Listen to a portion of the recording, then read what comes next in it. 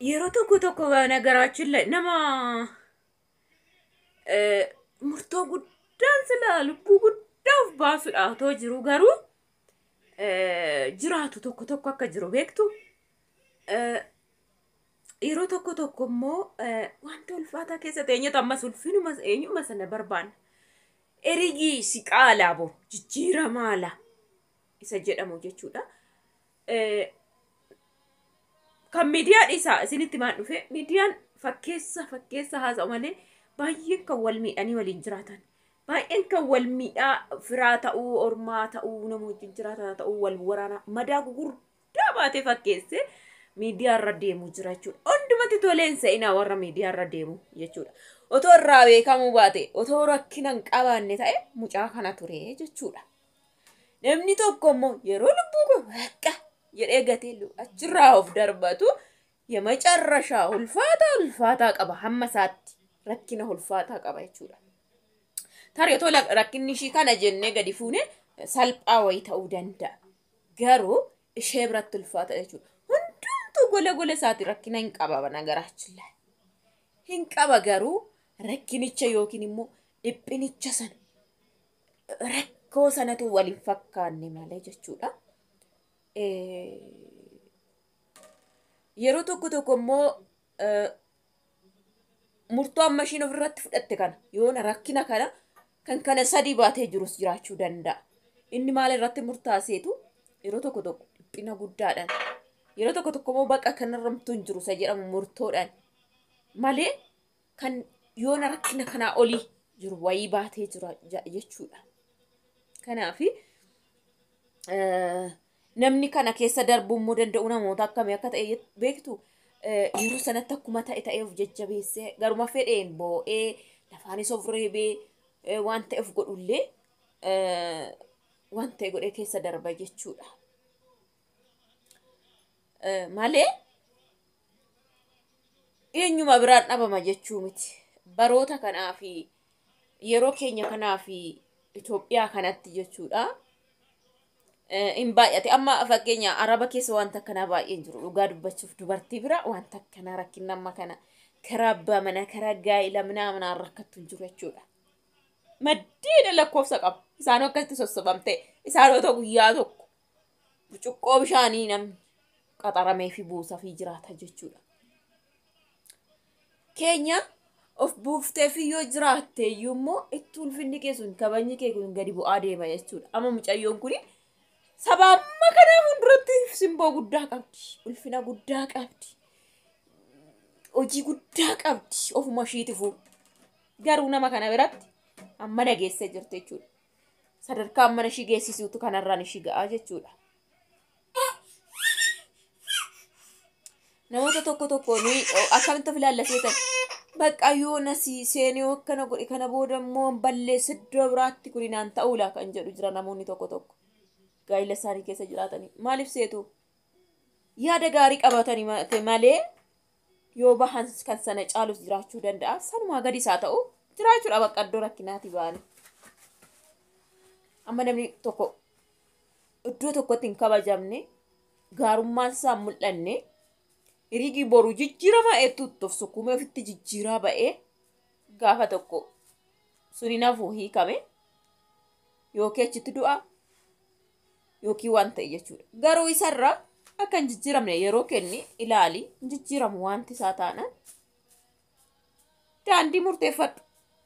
Yoo kalee kan boochu ta'e rakkinum keessatti boo'icha qabaatte ammas dabala boo'icha sana sirraa dhaabata iddoo biraatti yoo rakkinni rakkoo hin qabu.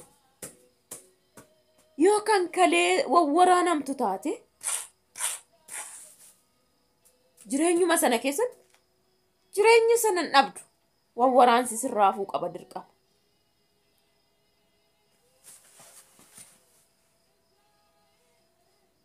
Yoo kan jecha qabdu taate iyyummaa keessa jiraadhu rakkoo hin qabu bayitii. Garuu jechichi sirra hin jiru. Kanaaf biyya keenyatti immoo yoo haalli sigaa baay'ee wal makaadha. Asuma baanee jechi jira. Maqaan jira isa jennu fakkeenya fudhatama namoonni tokko nama haasa'ani naanyu jettee iyyuu tashiin sun maqaan eebelni tashiin jedhanii akkan jedhanitti fa'i kabsanii nama du'aa fi waan du'aa keessa jiru be walitti kabsanii walitti deebisanii deemu. Waan du'aa keessatti me waan sirrachuu hin dandeenye keessatti kabanii yoo akkas taate akkasi jedhama akkasoo taate akkasi ani fakkeenya kaasanii fi deemu. Kan ishii mee jireenya isa sana wayya isa jedhan sana wayya isa kanaa mannaa jechuudha. Nan jiraadha teessatti jiraattu mannaa. Isa baatee alatti jedhaniif sana wayyaa jechuudha. Kanaafi wantoota baay'ee keessatti namni tokko tokko hin dhiphanna. Dhiphinni iddoo kamuu hin jira. Warri miidiyaa hojjetan ijoolleen tokko tokko immoo kana miila of cabsan maal inni seetani warri miidiyaa hojjetan warri tokko tokko kun akkatti tolee anatti hin tolle kan jedhan jiru. Hundumtuun qaba akkuma isinitti hime wal caaluu danda'a. Haalichi, iddichi, dhiphichi, gaddichi yookiin rakkinichi jechuudha malee tokkuma jechuudha. Kanaaf maal jechuun barbaade yeroo tokko tokko murtoo saddoo kana ga'urra saakkanatti wal of miidhanii bakka jedhanirra boru jira murtoon biraa jechuudha. Amma mucayyoon kuni yaa gaariidhaa uummata biratti fudhatama qabdi. Waan gaarii hojjechaa jirti garuu karaa kanaan hin taane karaa kana sira ta'e hin taane murtoo ofirratti fudhachuu hin qabdu turte guyyaan boru guyyaa borooti. Guyyaan har'aa isa har'aa keessa darbite jechuudha. Kanaaf garuu sila ofitti murtoo fudhatte darbiteetti guyyuma har'aatti raawwate qaseena ishii jechuudha. Kanaaf namoonni tokko tokko jechuudha akkasitti dhiphina akkasii ofirratti fudhachuurra carraa boroo ofii kennuudhuma wayya waanuma ta'e godhanii jechuudha. Mucaan akkanas simboo qabdu mucaan akkanatti wanta gaarii mul'isaa jirtu namoota fuulduratti jaalatamaa jirtu nama tokkoon immoo yeroo gadi buutu homaa jechuu miti nama tokko jechuun bar nama 10 ta'ee bakka bu'uufi jiraachuu danda'a tarii. Siniif haa galu jechuudha. Isheen garuu dhugaatii waan keessa seenteef tarii wantoota baay'ee nanneessiti. Ani amma miidiyaan na arge jechuu dandeessi. Gadi baheetii miidiyaatti mul'adhe nama kana faana jechuu dandeessi.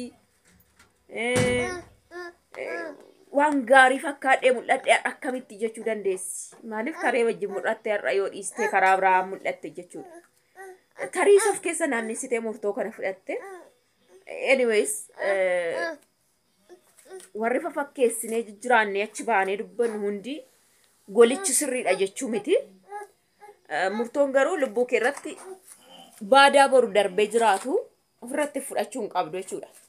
Inni har'aa waanuma fedhesoo ta'e mana hidhaa jira gaafiidhaaf deemee malee boru tarii gadhiisuu danda'u maaliif wanti eesii jedhameen hin jiru waan ta'eef garuu rakkina ishii kan arge tokkicha waaqayyoon ala jechuudha. Garuu too jiraattee furmaata karaa furtuun jiraattee wanti biyya lafaatu asii fechi jedhanii karaan hin furamne hin jirtu. Namatti fakkeessitti malee jechuudha. Otoo sadarkaa karaa ittiin furattu yaaddatte gaarii ture. Murtoo lubbuu ishiitiif jireenya ishee irratti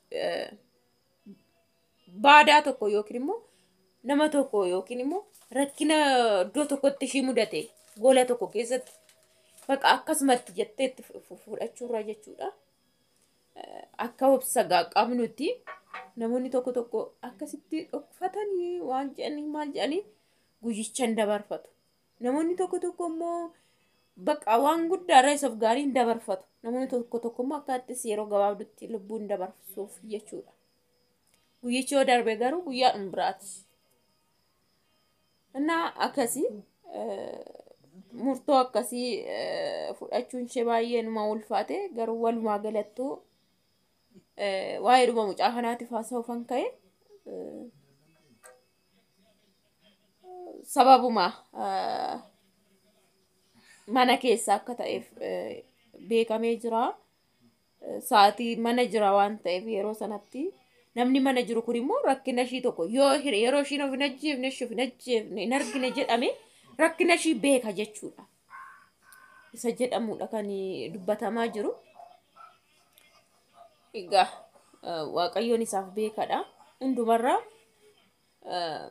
namoonni tokko tokko yeroo isin siruma akkaatti daandii kennitaniif kan gammadan jiru. Nateenno.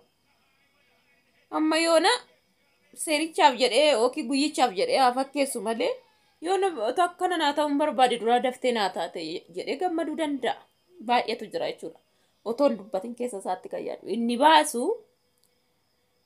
yookiin kanatti diddeema ta'uu fi diddeefa haariidhaan tasafaan of baasee hinni garuu tokko tokko keessumatti otoo naa taate akkana jedhee yaada jechuudha. Otoo jireenya koo keessa ammoo tuqxee galaafatamte kan jedhamu jira. Yeroo galaafatamte kanatti baay'ee kan gammaduun jira jechuudha.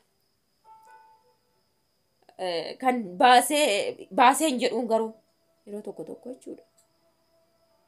Tokko tokko immoo kan homaa diddee fi waan sana ta'uuf diddee akka ati galaafatamtuuf hin barbaada garuu yoo diddee afaaniin baasee dubbata jechuudha yaada keessa. Kanaaf namoota tokko tokko isin gammadu iyyuu waan ta'eef taatanii mul'atinaa fi murtoo ofirratti fudhatina guyyicha narraa boruu miti waan ta'eef jechuu barbaadeeni viidiyoo isinitti dheeresse.